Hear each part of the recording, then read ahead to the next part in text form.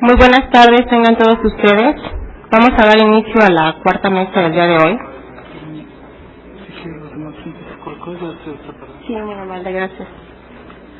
La cual se titula Transparencia, Partidos Políticos e Instituciones Electorales. Daremos inicio con el doctor Miguel Carbonell, licenciado en Derecho por la Facultad de Derecho de la UNAM, doctor en Derecho por la Universidad Complutense de Madrid, España, investigador del Instituto de Investigaciones Jurídicas de la UNAM y coordinador del área de Derecho Constitucional del mismo instituto. También es investigador nivel 3 del Sistema Nacional de Investigadores y es autor de 26 libros.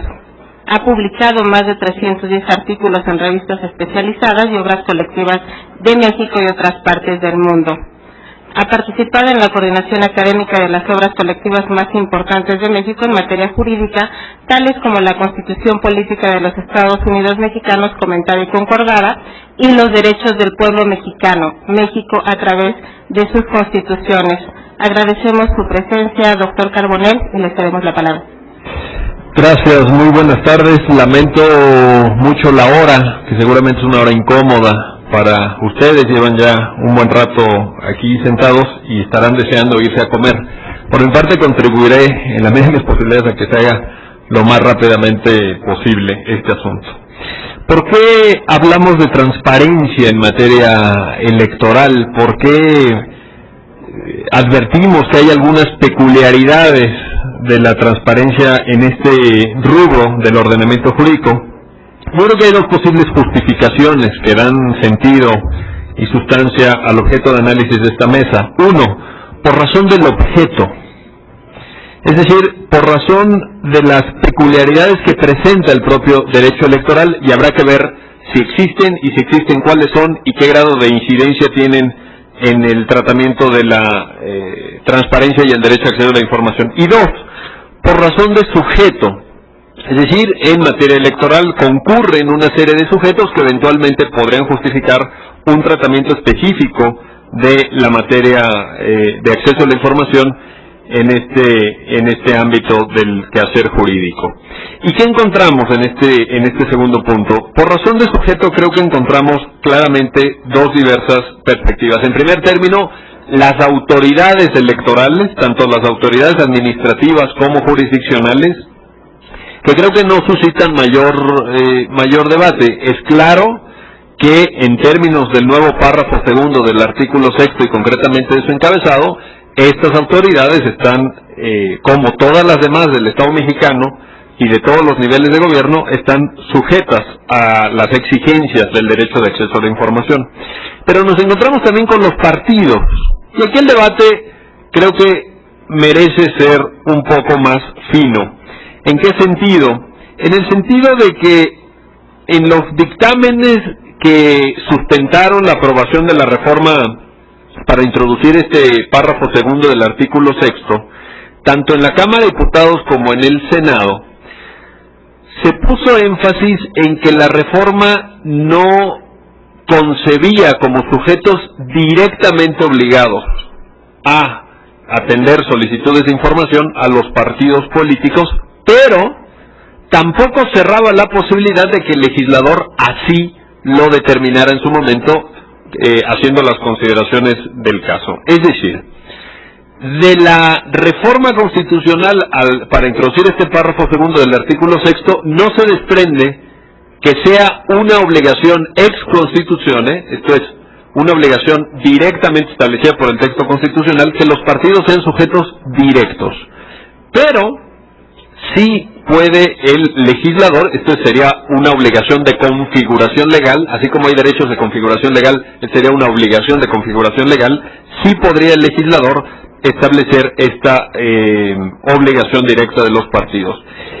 Y si me preguntan, y hay legisladores que así lo han hecho, yo siempre les digo que por supuesto que los partidos deberían de ser sujetos directos del derecho, sujetos obligados directos, por supuesto. Esto es, que no tuviéramos nosotros que hacer solicitudes a la autoridad electoral para que a su vez la autoridad electoral las redirigiera hacia los partidos.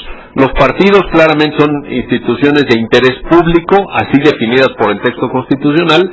Hay en México un estatuto jurídico de financiamiento de partidos que da una absoluta prevalencia en favor del financiamiento obtenido con recursos públicos y no privados, y estas dos cuestiones combinadas hacen posible esta interpretación que estoy dando. Por tanto, me parece que lo deseable sería que los partidos fueran directamente obligados a responder solicitudes de acceso a la información y tuvieran sus propios órganos para atender estas solicitudes y sus propios mecanismos de revisión en caso negativa. Por lo demás, creo que lo que hay que hacer en materia de transparencia dentro de los temas electorales, pues es leer bien, no de forma interesada, sino de buena fe y dándole sentido y sustancia, el nuevo párrafo segundo del artículo 6. ¿Y esto qué implica? Implica al menos tres distintas cuestiones. Uno, tomarse en serio el principio de máxima publicidad de la fracción primera del párrafo segundo. Es decir, el principio de máxima publicidad crea, entre otras cuestiones, una carga de la prueba. ¿En qué sentido? En el sentido de que la regla general es que toda la información en posesión de autoridades, entidades, órganos y organismos sea pública, y también toda la información que está en manos de sujetos de interés público, como los partidos, eventualmente los sindicatos, etcétera, y que si esta información no puede ser dada a conocer, corresponda acreditar y dar los argumentos de esta negativa a quien detenta la información. Esto es una carga argumentativa de la prueba, puesto que del principio de máxima publicidad se desprende claramente, desde mi punto de vista, la regla general del acceso a la información. Y esto hay que tomárselo en serio. Y si lo tomamos en serio, veremos que la posibilidad de restringir el acceso es bastante limitada y en todo caso sujeta a justificación caso por caso. 2. Creo que hay que tomarnos en serio qué implica la disposición de la fracción segunda del nuevo párrafo segundo cuando señala como bienes jurídicamente tutelados a la vida privada y a los datos personales.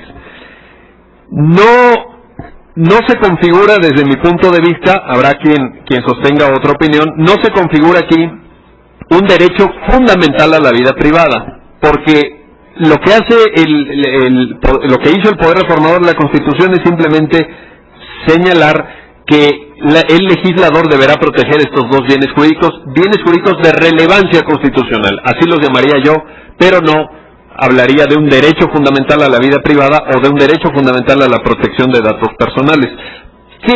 ¿Cuál es el reto aquí? En materia electoral y por supuesto en otras materias, darle contenido. ¿Qué entendemos por vida privada? ¿Y qué entendemos por datos personales? Y en segundo lugar, ¿cómo protegerlos? Y aquí el debate internacional, el debate comparado, creo que es de una enorme riqueza. Y la alternativa es muy clara. Protegemos los datos personales y la vida privada solo frente a autoridades, o lo protegemos también frente a otros particulares que puedan resultar violadores de estos bienes constitucionalmente protegidos. Mi interpretación es que la orden de la fracción segunda, que se dirige al legislador para proteger estos bienes, implica que se protejan frente a autoridades y también frente a particulares, aplicando una máxima muy sencilla que nos enseñaron en primer semestre de cualquier facultad o escuela de Derecho: donde la ley no distingue, el intérprete no debe distinguir, y aquí no se distingue si estos valores se protegen frente a autoridades o solamente frente a autoridades o también frente a particulares. 3, y con esto me acerco al final de mi intervención. Hay que tomarse en serio también la fracción tercera del nuevo párrafo segundo cuando se señala que toda persona sin necesidad de acreditar interés alguno o justificar su utilización tendrá acceso a la información pública, y este acceso será gratuito. ¿Por qué?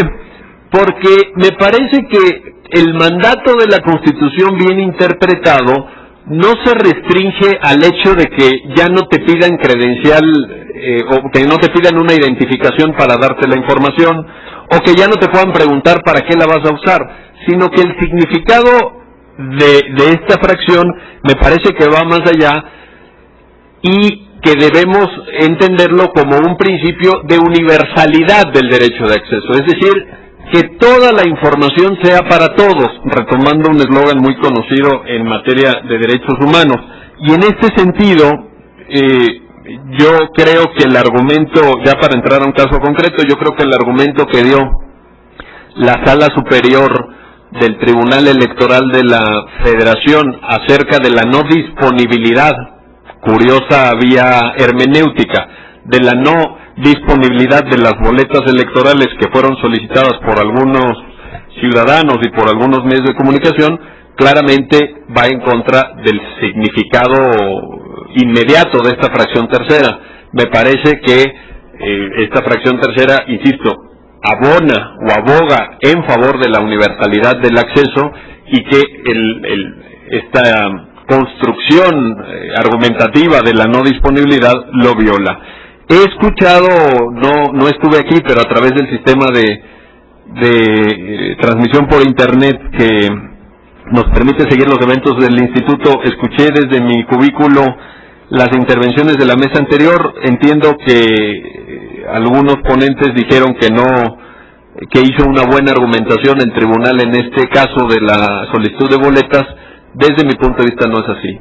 Yo creo que las boletas se tenían que haber no las boletas físicamente, por supuesto, esto claramente lo señala la letra de transparencia, una copia de las boletas, y que ello no incidía en modo alguno ni en el mandato de destruir la documentación electoral, mandato que hasta donde sé todavía no se materializa, y eso prueba que no iría en contra de ese mandato, ni tampoco incidía en la certeza de los resultados, porque la certeza de los resultados se obtuvo del pronunciamiento de la autoridad constitucionalmente competente. Ahí en ese momento se fija la certeza.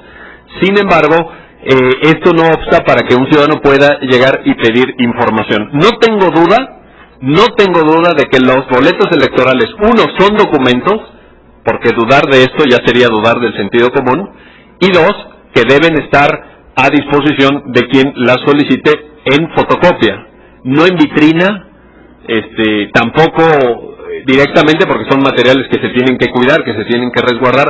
Es como si uno pide tener acceso a los billetes que guarda el Banco de México en su bóveda o la Casa de Moneda. Bueno, no es que puedas ir a contar uno por uno, pero si eventualmente te da a ti la gana saber la serie de los billetes y quieres sacar una copia, yo no veo por qué no te la tendrían que dar. Ese es mi punto de vista, y por tanto terminaría diciendo que el gran reto de la transparencia en materia electoral, como en otras materias, es tomársela en serio. Muchas gracias.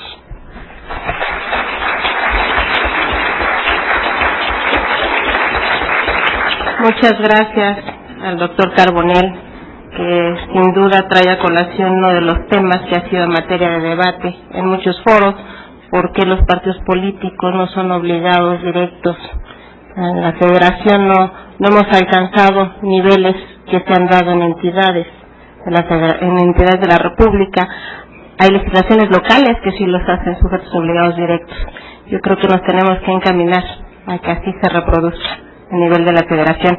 En segundo lugar tenemos al licenciado Jorge Fernández Ruiz, abogado, licenciado en Economía, maestro en Administración Pública y doctor en Derecho. Él es profesor en la División de Posgrado de la Facultad de Derecho y profesor invitado en el área de posgrado de otras 21 universidades mexicanas e instituciones de educación superior, y conferencista en distintos foros académicos celebrados en México y Europa. También es investigador titular del Instituto de Investigaciones Jurídicas de la UNAM y miembro del Sistema Nacional de Investigadores, siendo también coordinador del posgrado en Derecho de la UNAM. Ha publicado diversos libros y ha sido coautor en otras publicaciones, y también ha escrito diversos artículos en revistas especializadas. En su desempeño en la función pública destaca su función como secretario de Vialidad y Transporte del Gobierno del Estado de Jalisco. Muchas gracias. El licenciado Fernández, le cedemos la palabra. Muchas gracias. Omití en estos actos curriculares señalar que tengo una cita con el dentista a las 16 horas. El principio burocrático, quizás más usual en este país, es el que reza: si no llegamos a tiempo, por lo menos salgamos puntuales.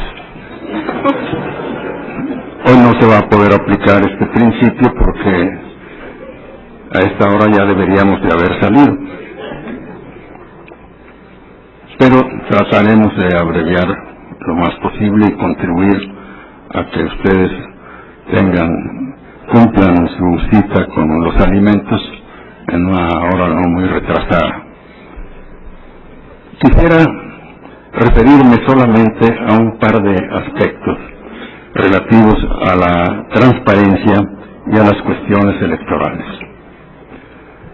Incidir nuevamente en el tema de las boletas electorales, que como señalaba el doctor Carbonell, ya se trató en la mesa anterior, y él ha hecho una muy buena referencia en su exposición. Quisiera enfatizar que las boletas electorales tienen dos naturalezas jurídicas diferentes. En tanto formato que no ha sido utilizado, la boleta electoral, el formato de la boleta electoral, en los términos de la Ley General de Bienes Nacionales, es un bien nacional. Una vez que se ha empleado para el ejercicio del sufragio, la boleta electoral se convierte en un documento público. Considero, por tanto, que la boleta electoral debe ser materia a la que se habrá de aplicar la legislación de transparencia, de suerte que no podrá eludirse proporcionar la información relativa a estos documentos públicos que soliciten los interesados. Entonces, desde mi punto de vista, debe de quedar a disposición en los términos de la ley de transparencia para quienes estimen conveniente saber en qué términos se utilizó una boleta electoral o un conjunto de boletas electorales o todas las boletas electorales de una jornada electoral. Esto iría en aras de, por una parte, la estabilidad política del país. Y esto se liga con el escrutinio, el cómputo de las boletas electorales, el cómputo de los votos, de la votación. Yo creo que la boleta electoral debía de ser indestructible, para no cancelar a las generaciones futuras la posibilidad de constatar cuál fue la realidad histórica de un proceso electoral determinado.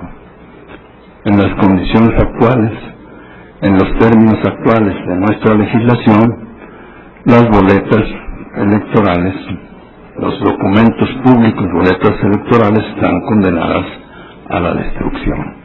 Y creo que eso atenta contra la verdad histórica, contra el derecho de las futuras generaciones a saber, a conocer qué fue lo que ocurrió en cada una de las jornadas electorales. Y por otra parte, la estabilidad política del país, de acuerdo con las experiencias tenidas por lo menos a partir de 1988, se ve afectada grandemente por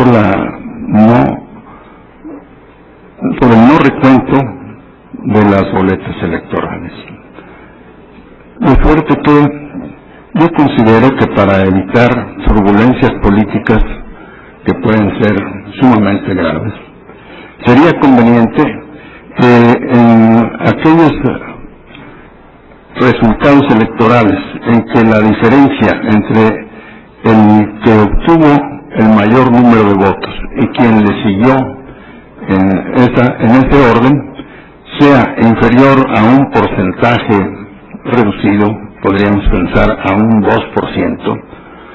Si es inferior a un 2%, obligatoriamente se recuente uno por uno los votos emitidos en la elección. Creo que de esa manera se daría una gran certeza jurídica y no se estaría afectando la honorabilidad ni la inteligencia de quienes tuvieron a su cargo en cada una de las casillas electorales el escrutinio y cómputo de los votos. Si se permite revisar las sentencias de los jueces, que son profesionales del derecho, que han realizado largos años de estudio para desempeñar ese cargo, sin poner en duda su honorabilidad, a través de los recursos a una superior instancia, pues yo no veo por qué se ofenda a los funcionarios de casilla que participaron en el escrutinio y cómputo de los votos en la casilla correspondiente, porque se vuelvan a contar, de suerte que eso nos evitaría muchas suposiciones gratuitas, muchas elucubraciones, y daría certeza a la jornada electoral.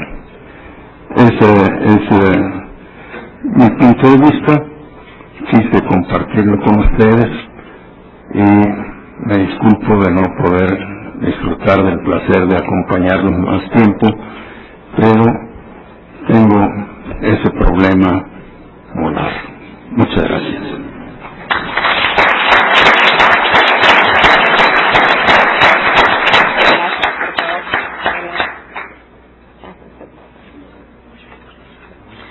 Agradecemos la participación del licenciado Jorge Fernández y continuaremos con el trabajo de la mesa. A continuación nos acompaña Carlos Pérez Vázquez, quien tiene estudios de licenciatura en Derecho y estudios de maestría en Derecho por la Universidad de Harvard, estudios de doctorado en Literatura en la Universidad de Londres y Universidad Iberoamericana, y actualmente es investigador del Instituto de Investigaciones Jurídicas y profesor de Filosofía del Derecho en la UNAM. Le cedemos la palabra al licenciado Carlos Pérez. Muchas gracias por acompañarnos. Gracias. Bueno, voy a tratar también de reducir la participación. Ya saqué algunas hojas y seguramente iré sacando más conforme vaya avanzando para que todos nos podamos ir a comer. Agradezco a John Ackerman la invitación a participar en esta mesa. Me da la oportunidad de seguir reflexionando acerca de los temas que me interesan como investigador y acerca de la posibilidad de su aplicación práctica. Siempre he pensado que muchas de nuestras perplejidades constitucionales se derivan de infortunios lingüísticos, de hierros garrafales, de malas traducciones. Así, por ejemplo, creo que podríamos ahorrarnos muchos vericuetos argumentales si reflexionáramos acerca de lo que habría pasado si nuestros constitucionalistas originales hubieran traducido literalmente la palabra rama en lugar de redactar la palabra poder. Intuyo que de haber sido el caso, por lo menos no escucharíamos con tanta frecuencia y complacencia argumentos como los siguientes: es que los jueces no pueden legislar, es que el constituyente originario no autorizó a nadie más que al constituyente permanente a modificar la Constitución. Así, hablar de ramas de gobierno sugiere la existencia de un organismo constitucional algo parecido a un árbol. No es descabellado por eso, al pensar en el modelo constitucional que inspiró el nuestro, hablar de la existencia de interpretaciones arbóreas. Por el contrario, hablar de poderes de la Unión independientes y separados sugiere la existencia de un órgano mutilado, de un árbol agarrado a machetazos. No es extraño entonces que el inconsciente que rige nuestra interpretación constitucional se encuentre un tanto alterado. Lo importante aquí es tratar de determinar las implicaciones de los hierros que he tratado de ejemplificar. Desde el área de Derecho que me interesa y que ocupa mis trabajos en este instituto, esto es, desde la hermenéutica jurídica, las implicaciones son serias. Lo son porque las interpretaciones surgidas de un entendimiento parcializado, mutilado de la Constitución y de las leyes que de ella derivan, nos lleva por una ruta completamente opuesta a la de un entendimiento hermenéutico integral. Intentaré explorar esta hipótesis con el caso del tratamiento que el nuevo Código Federal de Instituciones y Procedimientos Electorales da a los asuntos de transparencia de los partidos políticos. En mi opinión, la interpretación jurídica puede ser estudiada a partir de y debe ser estudiada a partir de un enfoque analógico. Las implicaciones de esta afirmación son considerables, pues la analogía en derecho abre la puerta a la posibilidad de analizar si la interpretación jurídica es un tipo de interpretación especulativa y por lo mismo se parece a la interpretación metafórica. Humberto Eco considera que la interpretación metafórica es válida cuando puede justificar no solo el enunciado metafórico, sino también el contexto discursivo en el cual aparece. La interpretación analógica, así, al igual que la interpretación metafórica, es una interpretación simbólica. De aquí puede seguirse que la interpretación jurídica, al menos la interpretación que se deriva de analogías, es también simbólica y debe justificar los enunciados y los contextos discursivos en los cuales aparece. Voy a soltarme algunas cosas teóricas sobre analogía para apurarme. La importancia de la analogía para el caso mexicano no solo es teórica, sino también práctica debido a su reconocimiento expreso por el Código de Lectura que establece el artículo 14 de nuestra Constitución.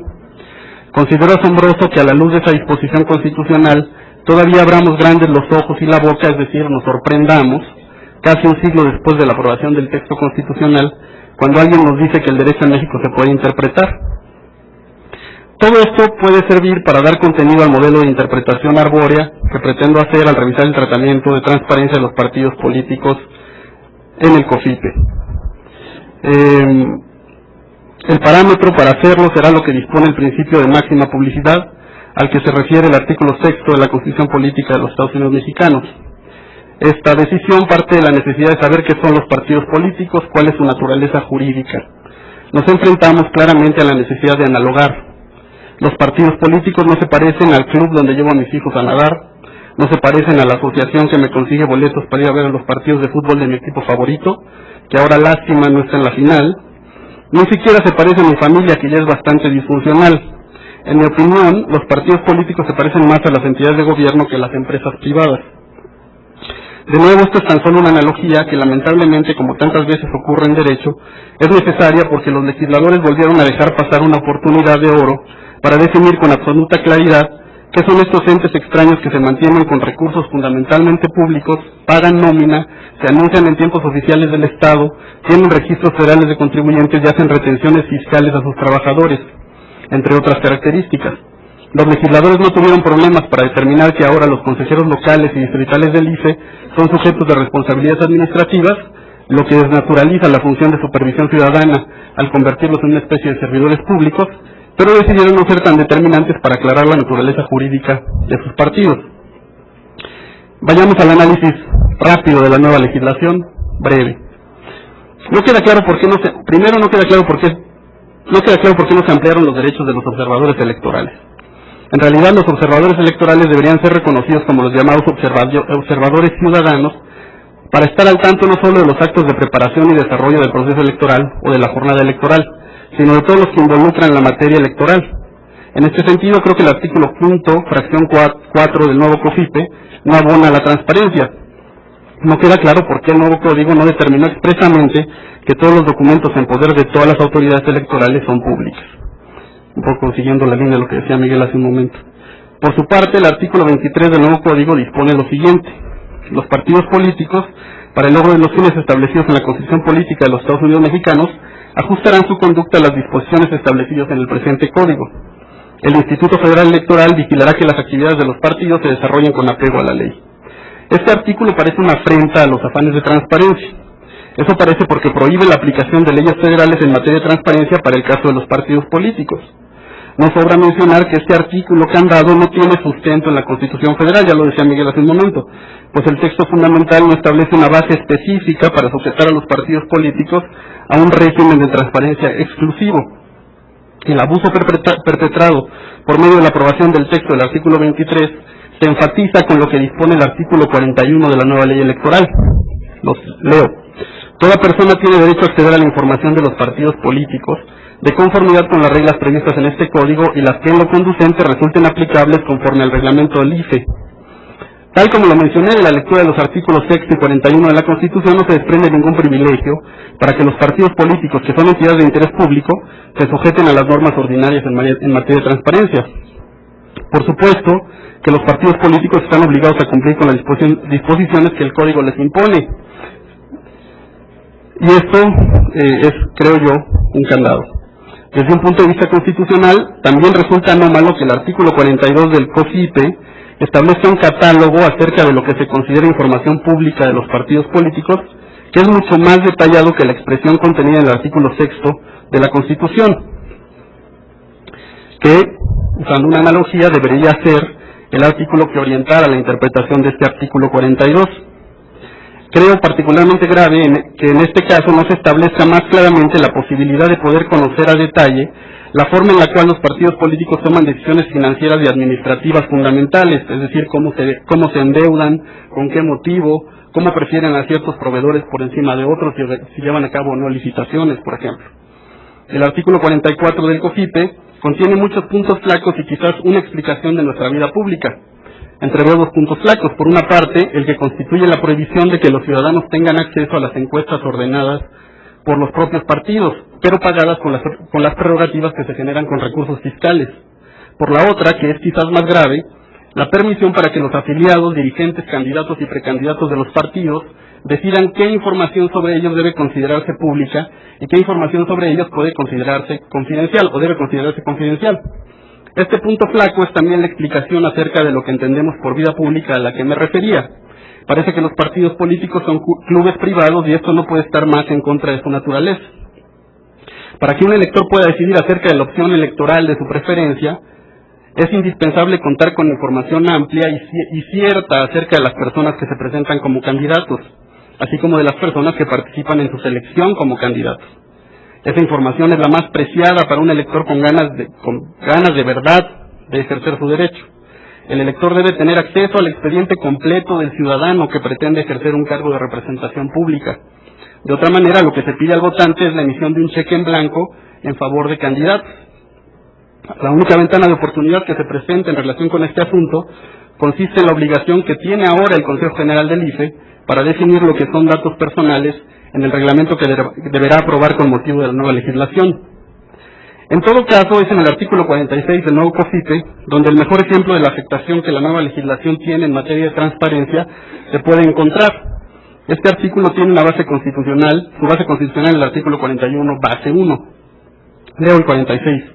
Para efectos de lo dispuesto en el párrafo final de la base 1 del artículo 41 de la Constitución, los asuntos internos de los partidos políticos comprenden el conjunto de actos y procedimientos relativos a su organización y funcionamiento con base en las disposiciones previstas en la propia Constitución, en este Código, así como en el Estatuto y reglamentos que aprueben sus órganos de dirección. Establece el artículo un catálogo de lo que deben considerarse los asuntos internos de los partidos políticos. Me quedo con el enunciado en la fracción E del párrafo tercero. Los procesos deliberativos para la definición de sus estrategias políticas y electorales y en general para la toma de decisiones por sus órganos de dirección y de los organismos que agrupen a sus afiliados. Es un asunto interno de los partidos políticos de acuerdo con el nuevo COFIPE. Lo primero que llama la atención de este artículo, el artículo 46, es la extensión del ámbito de inmunidad con el que se reviste a los partidos políticos. La ley incluye dentro de los universos normativos que pueden regular las fronteras de los asuntos internos de los partidos a las reglas emitidas por los propios partidos políticos. En otras palabras, se reconoce que los partidos tienen una facultad reglamentaria para delimitar lo que son sus asuntos internos, que en los hechos tiene la misma jerarquía que la facultad reglamentaria que la Constitución le otorga al presidente de la República. La única diferencia es que, en este caso, la remisión es ordinaria, es una remisión legal. Este artículo tiene mucha tela de donde cortar, pero quiero usarlo para desarrollar de nuevo un análisis arbóreo que es posible bajo las reglas del razonamiento analógico. El caso es, por supuesto, ficticio, pero el análisis se sostiene en un argumento que gira en torno al análisis del inciso E ya mencionado. El argumento corre más o menos de la siguiente manera. Primero, sabemos que la información relacionada por la toma de decisiones por los órganos de dirección de un partido no es información pública. También sabemos que en virtud de lo dispuesto por el artículo 47, párrafo primero del nuevo Código, para registrar los estatutos de un partido político, el Consejo General deberá atender el derecho que tienen estos organismos en uso de la inmunidad que estrenan para dictar normas y procedimientos de organización interna. Ahora, también sabemos que en virtud del párrafo segundo del mismo artículo 47, nadie más que solo los afiliados pueden impugnar los estatutos de los partidos políticos. El caso hipotético comienza ahora. ¿Qué pasa si de repente los partidos deciden, por ejemplo, cambiar los colores que los caracterizan? Pues nada, de acuerdo con la legislación actual. Nadie puede cuestionar, alegando razones de tipo alguno, mucho menos de transparencia, los motivos que llevan a los partidos de nuestro ejemplo supuesto a cambiar el rojo sangre por el rojo beso, lo albiceleste por la cruz azul, o el amarillo inquieto por uno más brumoso. Si a alguien molesta el cambio cromático, a lo más que puede llegar es a tratar de convencer a su afiliado de confianza para que presente una impugnación. Esto es todo lo que se puede decir al respecto. No hay nada más que alegar, nadie puede defendernos. Pues ante una visión tan sombría como esta, lo increíble es que sí, y que el intento de defensa nace de la existencia misma del razonamiento analógico. Intentaré ser más claro. El supuesto desarrollado significa una vuelta de tuerca más en la construcción de lo que los interesados en el tema deben entender por partido político nacional. Además de las discusiones propiamente morales que pueden tenerse después de revisar la información que hemos analizado, lo cierto es que la construcción institucional hace agua desde un punto de vista semántico, porque la interpretación se vuelve una tarea casi imposible. El secreto lo encierra la desaparición de las correspondencias analógicas. ¿Cómo es posible entender que los partidos políticos son entidades de interés público cuando es más fácil tener acceso a las deliberaciones de los dueños de los clubes de la Federación Mexicana de Fútbol que a las deliberaciones partidistas? ¿Cómo es posible comprender que los partidos políticos se mantienen con recursos públicos, pero al mismo tiempo habitan fortalezas que los protegen y alejan de los mismos ciudadanos que los mantienen? ¿A qué se parece el autorretrato dibujado por los partidos políticos en la nueva legislación electoral en México? Pues siguiendo con el juego de las correspondencias analógicas deficientes, no parecen órganos públicos sino más privados que las iglesias, las asociaciones filantrópicas y civiles. Por fortuna, como lo recuerda Simon Cohen, profesor de matemáticas en la Universidad de Princeton, las analogías sirven para avanzar la ciencia. Yo creo que también nos servirán para volver a ganar sentido común y mejorar inevitablemente por vía judicial de nuevo nuestra legislación. A partir de lo anterior, una analogía puede usarse para tratar de expresar nuestros hallazgos. En México, los partidos políticos se parecen más a clubes, asociaciones o sociedades privadas que a cualquier órgano público. Esta analogía sirve para aquello que puedan servirnos, para lo cual nos sirven las analogías, problematizar aún más nuestro conocimiento. Como estamos en el lugar adecuado para hacerlo, intentaré ir por esta ruta y conectar lo dicho anteriormente con una pequeña reflexión en materia de derechos humanos. La relevancia del marco constitucional que recientemente regula la transparencia en el caso de México todavía está en construcción. Debemos estar pendientes de las implicaciones que a través de preguntas pertinentes puede empezar a develarse. ¿Puede considerarse el acceso a la información un derecho humano? Si esto es así, ¿qué tipo de teoría usaremos para justificarlo? ¿El esencialismo, el funcionalismo, la teoría de proporcionalidad? ¿Cómo podemos dar una discusión acerca del grado de universalización y generalidad del derecho al acceso a la información en México? Lo cierto es que mientras existan cotos de inmunidad tan claramente establecidos en favor de grupos o asociaciones como el producido por la reciente reforma electoral mexicana, no parece muy promisorio creer que el derecho de acceso a la información, tal como lo dibuja la Constitución, es universal. Si no es universal, el relativismo, que como ustedes bien saben es el peor enemigo del concepto de derechos humanos, se nos cuela por la puerta grande. El refuerzo a la confidencialidad y el secreto con que los partidos políticos pueden existir en México es, desde mi punto de vista, un motivo de preocupación. Muchas gracias.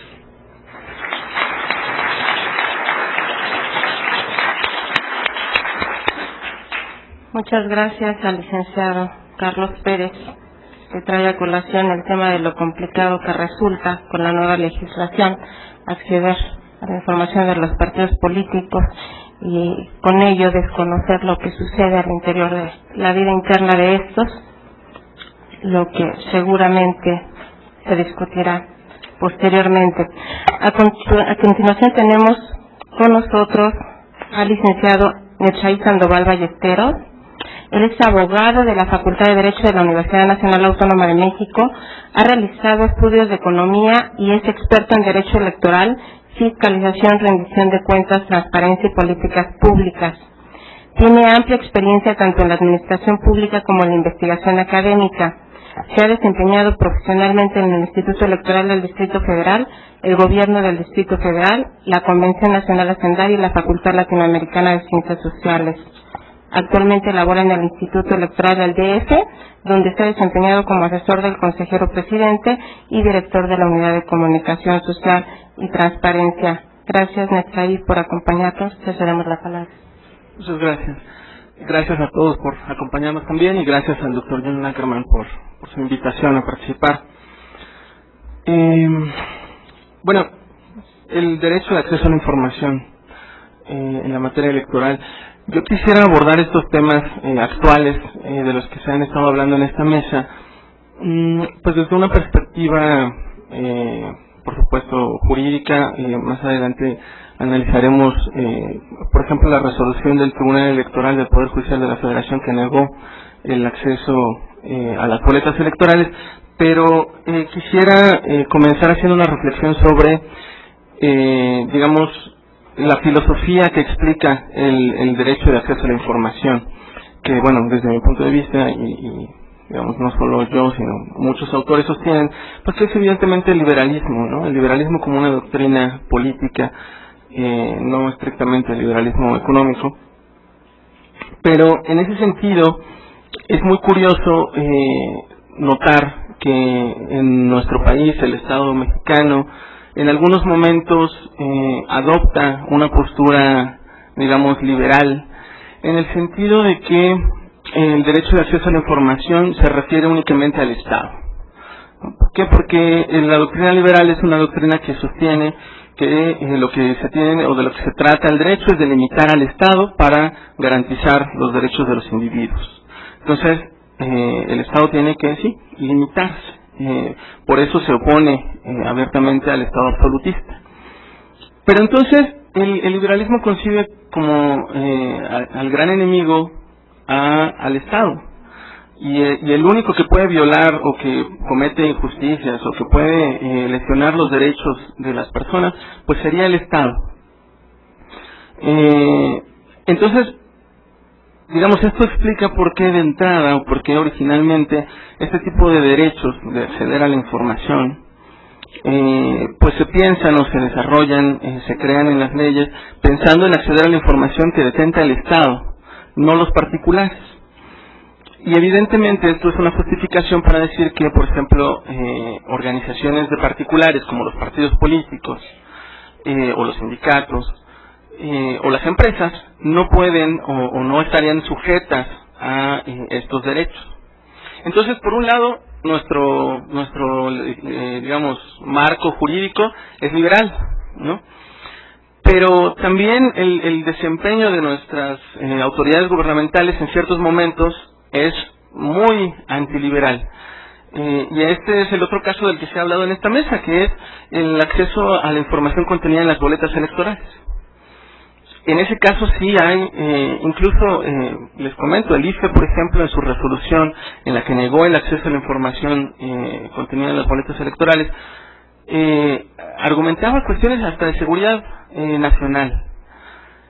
Y, digamos, sosteniendo que hay ciertas razones que tienen que privilegiarse, hay ciertas, digamos, bienes o valores jurídicos que tienen que protegerse, como por ejemplo la estabilidad y el orden del Estado. Entonces, estaríamos regresando a argumentos pues propios de una doctrina más bien pues mucho más antigua que el liberalismo, una doctrina más que justificaba más la existencia de los estados absolutistas, y bueno, a los argumentos del arcana imperi o del secreto de Estado, ¿no? De la razón de Estado como el fundamento para tomar decisiones políticas. Entonces, bueno, esta contradicción es muy curiosa, es muy lamentable también, pero bueno, quería comenzar por esto.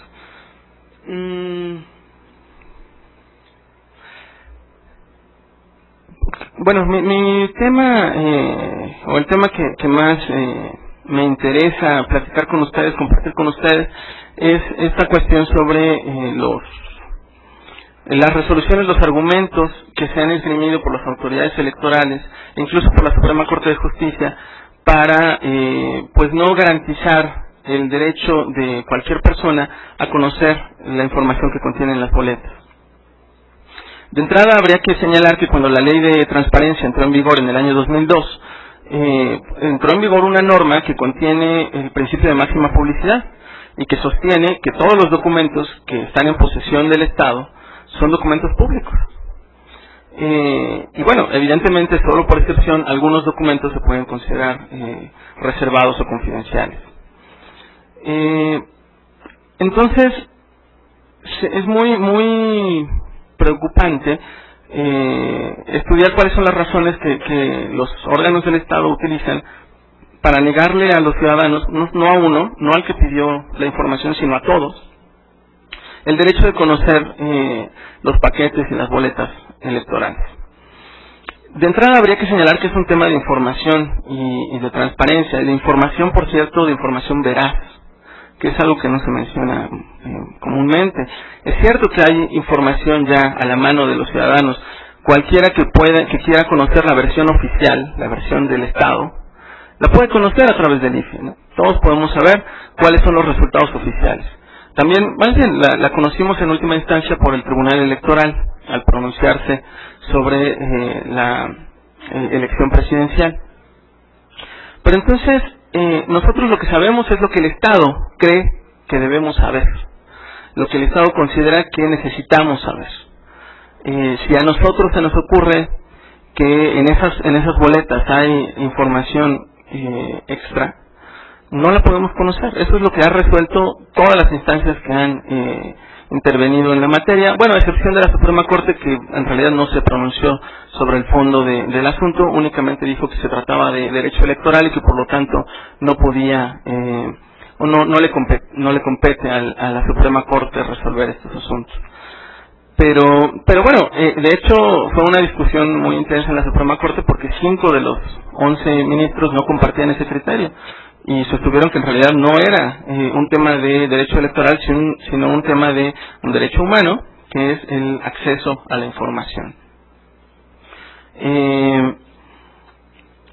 Entonces, bueno, de entrada les quisiera comentar cuáles son los grandes aciertos que tiene la resolución del Tribunal Electoral del Poder Judicial de la Federación en esta materia. El tribunal, digamos, corrigió al IFE y afirmó que las boletas en realidad sí son documentos, porque curiosamente, aunque platicábamos hace un momento que sería perder el sentido común el decir que las boletas no son documentos, bueno, el IFE lo dijo.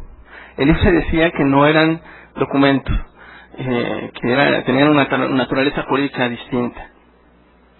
El tribunal también acierta al señalar que la información que contienen las boletas es pública. Y también, bueno, afirma que no existe una contradicción entre la ley de transparencia y el COFIP.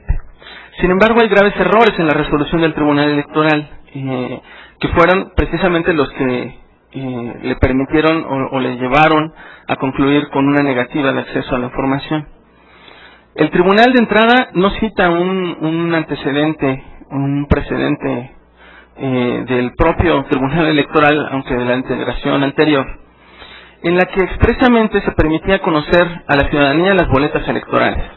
La verdad es que a mí me gustaría leerles esta tesis relevante de la otra integración de la Sala Superior del Tribunal, pero bueno, por el tiempo simplemente les pido que si quieren la consulten, o si no la consultan pues confíen en mí, pero la Sala Superior tiene una tesis que es la S3EL, es la 12 del 2005, en la que sostiene que las boletas electorales son documentación susceptible de ser conocida por la ciudadanía, expresamente lo dice. Y lo lamentable es que pues la nueva integración del Tribunal Electoral no argumenta, no explica por qué abandona este criterio de la otra integración. Después, habría que señalar que el Tribunal Electoral incurrió en una falacia argumentativa que es muy, digamos, es un tema muy sensible, pero también muy grave y que a mí me gustaría demostrarles que así es. Y bueno, anecdóticamente señalar que también utilizó algunos argumentos francamente risibles, como que la característica o el principio de secrecía del voto implicaría por extensión que las boletas eran información no reservada, pero inaccesible, porque son votos secretos. Entonces, bueno, en realidad yo creo que el hecho de que los tribunales tengan una pluralidad de personas que están argumentando argumentos diferentes lleva a este tipo de inclusión de temas que hasta resultan contradictorios, porque en realidad el acierto del tribunal es respondernos que la información es pública. La información relativa al proceso electoral y a los votos de los ciudadanos en la elección presidencial es información pública. Lo que el tribunal hizo fue decir, bueno, es información pública, pero a través de las actas y en el contenedor que es las boletas, ahí no es información pública, ahí es información inaccesible, ¿no? Pero la información sí te la doy, nada más que te la doy en otro, digamos, contenedor, que son las actas. Sin embargo, como les digo, a veces hay contradicciones porque después nos dicen, bueno, pero es información secreta porque la secrecía del voto, entonces, bueno, terminan haciendo ahí un galimatías, pero lo que hay que dejar muy claro es que se está negando el ejercicio de un derecho ciudadano, que es el derecho de conocer esa información. ¿Por qué? Porque precisamente en esta argumentación que el tribunal utiliza para explicarnos por qué nos niega el derecho a conocer estas boletas, hay un error, un hueco terrible, que es el siguiente. Miren, la argumentación del tribunal tiene, digamos, tres grandes premisas, que es la información contenida en las boletas es pública, ¿no? Ahora, la información contenida en las boletas electorales, sostiene el tribunal, es la misma que contienen las actas de escrutinio y cómputo. O sea, lo que dicen las boletas está expresamente, digamos, perfectamente reflejado en las actas, ¿no? Y por lo tanto, al dar a conocer las actas, te garantizo tu derecho de acceso a la información, porque ya conociste la información que contienen las boletas, nada más que a través de las actas. Ahora, esto es totalmente falaz, específicamente en su segundo punto, porque todos aquí sabemos, cualquier estudioso de la materia electoral, cualquier funcionario de un instituto electoral les puede confirmar a ustedes que jamás la información que contienen las boletas electorales es exactamente la misma que contienen las actas. Es más, yo me atreví a traerles un ejemplo, no sé qué tan necesario sea, pero bueno, hay un ejemplo sobre, hay miles de ejemplos en el que las actas electorales contienen errores, ¿no? Al momento de transcribir los resultados se cometen errores, algunos menores, algunos no, pero siempre hay algún error. Precisamente lo que mucha gente quería conocer era la magnitud de esos errores. Entonces, esto, insisto, lo podemos constatar todos, o sea, las actas electorales están consignadas en el portal de internet del IFE, y ahí ustedes pueden hacer las sumas y van a encontrar que hay muchos errores. Entonces, de entrada sabemos que no es la misma información, pero además hay otra información que contienen los paquetes electorales que no están en las actas. Por ejemplo, si ustedes quieren saber cuántos votos obtuvo el doctor Cine, eso no lo dicen las actas. O sea, si ustedes quieren conocer la influencia que tiene la compra de propaganda en la televisión digamos, el accionar de un actor privado en la democracia electoral, no lo pueden saber. ¿Por qué? Porque el Tribunal Electoral considera que ustedes no tienen derecho a saberlo. Ni ustedes, ni yo, ni ningún ciudadano de este país. Para el Tribunal Electoral y para el IFE, las únicas personas con derecho a conocer esas boletas son precisamente el Tribunal y el IFE, no el pueblo, no los que no conocen de la materia electoral. Entonces, por eso les decía que toda la argumentación que nos lleva a concluir que las boletas electorales son documentos que no puede conocer la ciudadanía, en realidad se parece más a una argumentación de un Estado absolutista que menosprecia o que considera a sus ciudadanos como menores de edad. Entonces, bueno, no me puedo extender demasiado, pero solamente les planteo este razonamiento. Insisto, por ejemplo, si yo quiero conocer qué tan buena fue la capacitación electoral que otorgó el IFE a los funcionarios de mesa directiva de casilla, o sea, si yo quiero evaluar a las autoridades electorales, si yo quiero saber cuántos fueron los errores que cometieron los integrantes de las mesas directivas de casilla para que en el siguiente proceso electoral esos errores se superen, no lo puedo saber, ¿no? Insisto, hay una cantidad muy grande de información que contienen los paquetes electorales que no está reflejada en las actas, y por lo tanto el Tribunal Electoral está negándonos el acceso a esa información. Uno, la magnitud de los errores. Dos, por ejemplo, los votos que obtuvieron candidatos no registrados, ¿no? Y tres, el correcto desarrollo de la actividad de la función electoral. No nos están permitiendo evaluarlos a ellos mismos, ¿no? A las autoridades electorales. Entonces, bueno, con esto concluiría. Yo les agradezco mucho su atención y otra vez al doctor Nakama.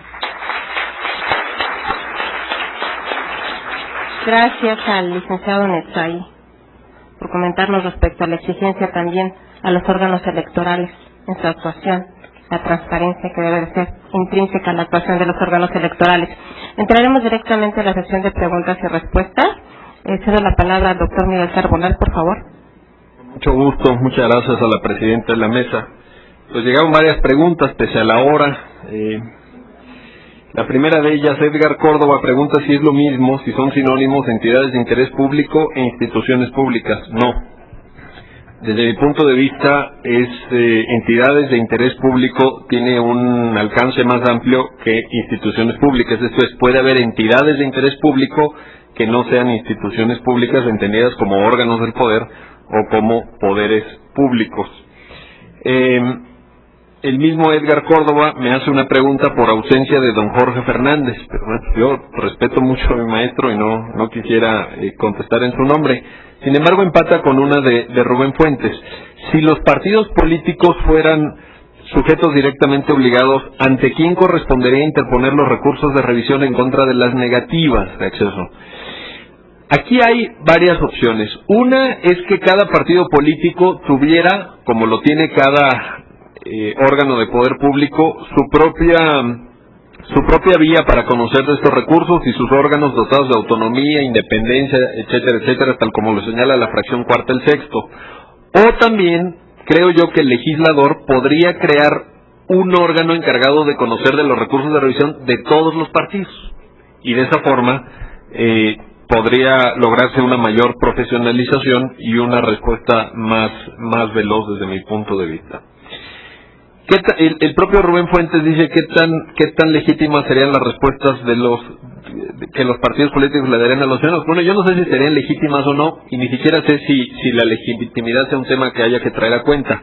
Lo que sí es que convendría, desde luego, autorizar a las autoridades que decidirían en última instancia la revisión de la veracidad de las respuestas. Pero esto pasa también con los poderes públicos.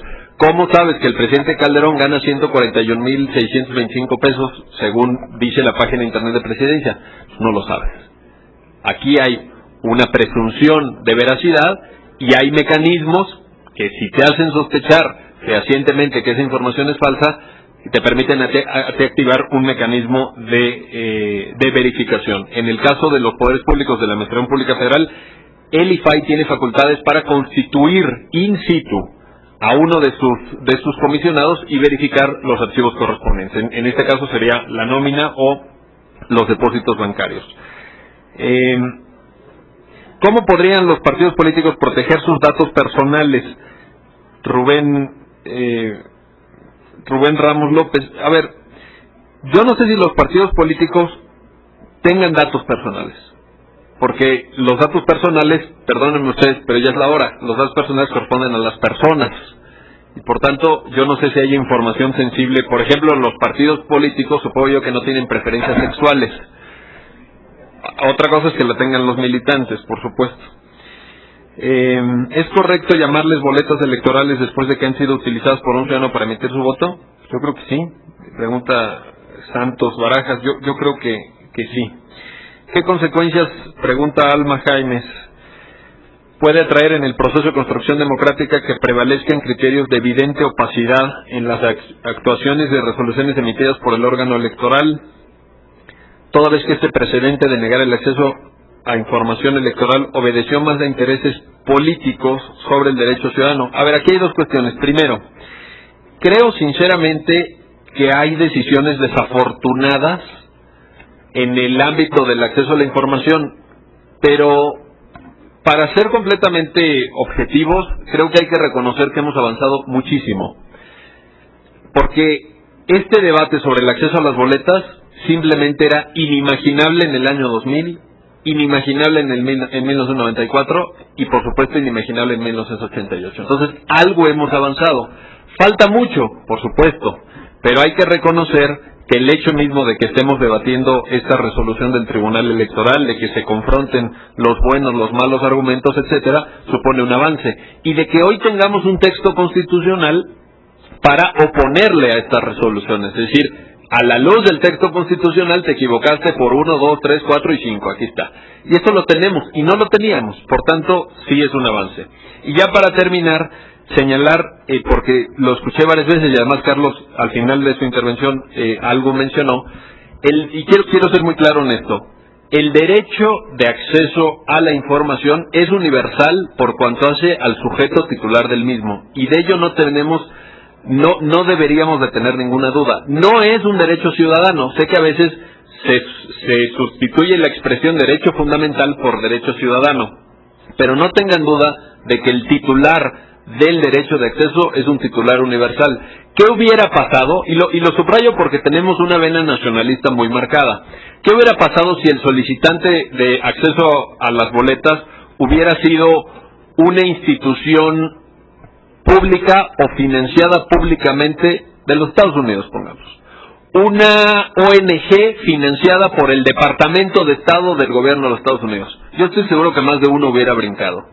En mi caso, hubiera defendido el absoluto e irrestricto derecho de cualquier persona financiada por el gobierno que sea a obtener esa información, porque por eso es un derecho fundamental. No es un derecho de titularidad ciudadana. Si un menor de edad mexicano quiere acceder a las boletas, lo puede hacer. ¿Y por qué lo puede hacer? Porque la Constitución no restringe su titularidad. Nos podrá parecer mejor o peor desde el punto de vista de la buena política o de la diplomacia internacional o como le quieran llamar, pero en términos de titularidad de derechos no tenemos que tener estas dudas. Gracias por su atención. Gracias, doctor Carbonell. Para cerrar, le cedemos la palabra a Netzaí para que concluya con su participación, por favor. Muchas gracias. Hay una pregunta sobre las contradicciones y los problemas de la resolución del tribunal y sobre si las nuevas reformas al artículo 6 constitucional aclararían, digamos, algunas de los problemas que tuvo el Tribunal Electoral al emitir su resolución.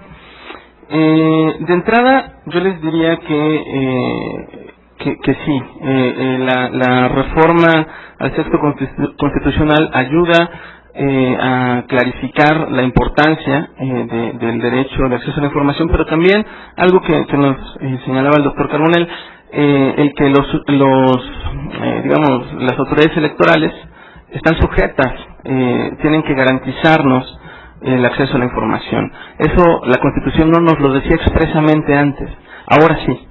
Entonces, digamos, esto por supuesto que abonaría. Y ahora, en cuanto a los problemas, las contradicciones de la resolución del tribunal, lo que les platicaba es una cuestión de una falacia argumentativa. Es una cosa muy dura, digamos, para decirle a un abogado que su argumento es falaz. Pero es que además, miren, piensen ustedes en la ley de transparencia, en las hipótesis que contempla para reservar o para negar información. La ley de transparencia contempla, pues básicamente dos, que sea información susceptible de proteger el honor de alguien, información confidencial, o información reservada pues, por cuestiones de seguridad nacional o por la seguridad pública, ¿no? Pero resulta que el Tribunal Electoral creó una nueva categoría para no permitir que los ciudadanos conozcan la información, y esa nueva categoría, que no es legal, es una categoría, digamos, relativa al continente de la información. Si la información que tú me estás pidiendo está en millones de documentos, te la niego. Eso no lo dice la ley. Y los tratados internacionales que se refieren al derecho de acceso a la información, precisamente te requieren que para tener información tengas el fundamento de una ley. Y el Tribunal Electoral no tiene fundamento en la ley para negarnos el acceso a las boletas electorales. Entonces, es cierto, ha habido grandes avances en la reforma del artículo 6 constitucional, es un gran avance que hay que utilizar y que hay que ejercer. Entonces, bueno, pues yo les agradezco mucho su atención.